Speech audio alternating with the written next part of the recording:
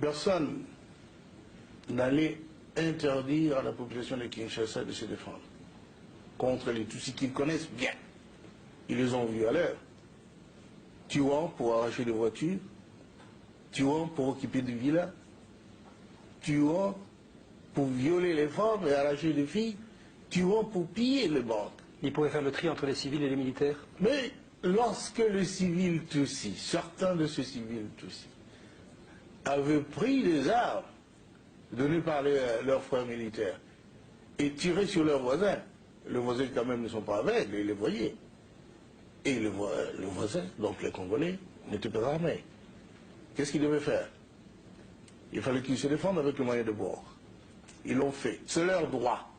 Messieurs, je vais dire avec force, c'est leur droit de se défendre contre ces assassins. Oui, comment est-ce que vous réagissez, vous, aux plaintes contre vous et votre entourage? Vous avez entendu ça? Mais ça, c'est plainte pour incitation au meurtre. Comment est-ce que vous réagissez, vous, sur le plan personnel? Qu'est-ce que ça vous fait sur le plan personnel? Je n'ai incité personne au meurtre. Quel meurtre? Vous venez dans un pays d'autrui, tuer les citoyens de ce pays, et vous dites, quand ils se défendent, ils commettent un meurtre. C'est un meurtre, ça. Pourquoi, lorsque l'armée rwandaise était présente à Kinshasa avec votre accord, puisque vous étiez alliés, Si. vous n'avez pas dénoncé les pillages, les meurtres que vous dites, dont vous venez de parler à l'instant? Et pourquoi sont-ils partis, si je ne l'avais pas fait? Mais ça a duré un an. Ça a duré un an, nous étions des alliés. Et quand il y a des contradictions, on les traite entre alliés. On ne les traite pas devant les places publiques. Ils avaient fait partir parce qu'ils se comportaient mal, à votre avis? Parce que d'abord, ils ont massacré des gens sans que le gouvernement congolais sache à Bandaka et à partir de Kisangani. Deuxièmement, parce qu'ils se conduisaient en pays conquis, tuant, pillant, je viens de le dire, et puis ils se sont même immiscés dans la politique intérieure de notre pays. Est-ce que ça n'est pas, excusez-moi, est-ce que ça n'est pas relativement normal dans la mesure où vous avez fait appel à eux pour arriver au pouvoir? Ils ont demandé quelque chose en échange. Ou vous y attendiez? Pas. Messieurs, notre alliance était une alliance d'intérêt. Comment allait-il durer au pouvoir si nous n'avions pas, nous, forces armées congolaises, maintenu les Hutus en état d'incapacité opérationnelle? Ils en avaient besoin. Et c'était de ça que nous avions parlé lorsqu'ils devaient nous laisser le temps de faire passer les armes pour rentrer aux Zaïd alors. Nous n'avions qu'une mission, chasser la dictature chez nous et démocratiser la société. Les deux, nous sommes contents de ce qui s'était fait. Mais ils ont voulu maintenant plus. Oui. Ils ont voulu être le maître de notre pays. Et ça, c'est impossible. Avez-vous échappé à des tentatives d'attentat? Pardon? Avez-vous échappé à des tentatives d'attentat? On en parle, mais ils ont comploté. En fait, c'est vrai, ils ont comploté, ils ont monté un coup d'État le 2 août pour essayer de m'assassiner, prendre le coup à...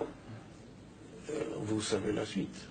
Monsieur le Président, depuis ce lundi, il y a une plainte qui a été déposée contre vous en Belgique, mais également en France, contre vous et contre certains membres de votre entourage pour crimes contre l'humanité. Comment réagissez-vous et vous sentez-vous menacé? Écoutez, c'est de l'amusement. Hein. Crime contre l'humanité. Qui avions-nous tué? Et moi et mon entourage. Nous n'avons tué personne. Mais il faut le prouver. Mais le 25 août, par exemple, vous avez lancé un appel à la radio demandant à la population de prendre les flèches, les lances pour se battre. Et vous avez dit, sinon nous allons être l'esclave des Tutsis. Est-ce que vous ne considérez pas que cet appel a incité la population à s'en prendre à des civils Tutsis, notamment des femmes et des hommes qui n'avaient rien à voir avec la guerre? Madame,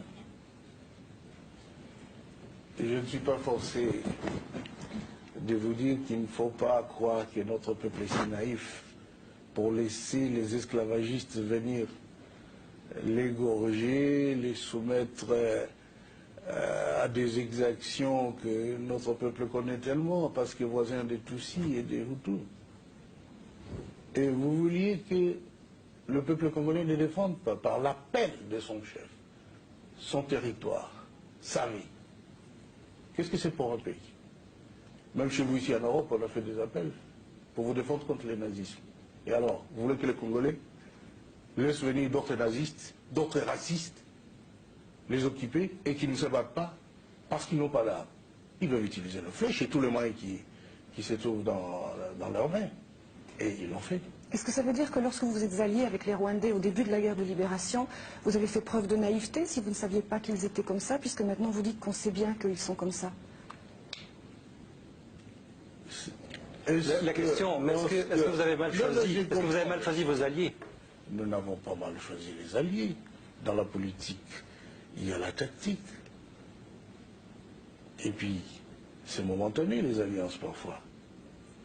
Et lorsque ça tourne mal, chacun a intérêt, son intérêt de son côté, parce qu'il sait pourquoi il a fait l'alliance. Je n'ai pas mal choisi mes alliés, parce que c'était un bon choix. Ce sont les alliés qui ont tourné Kazakh. Justement. Et non, non.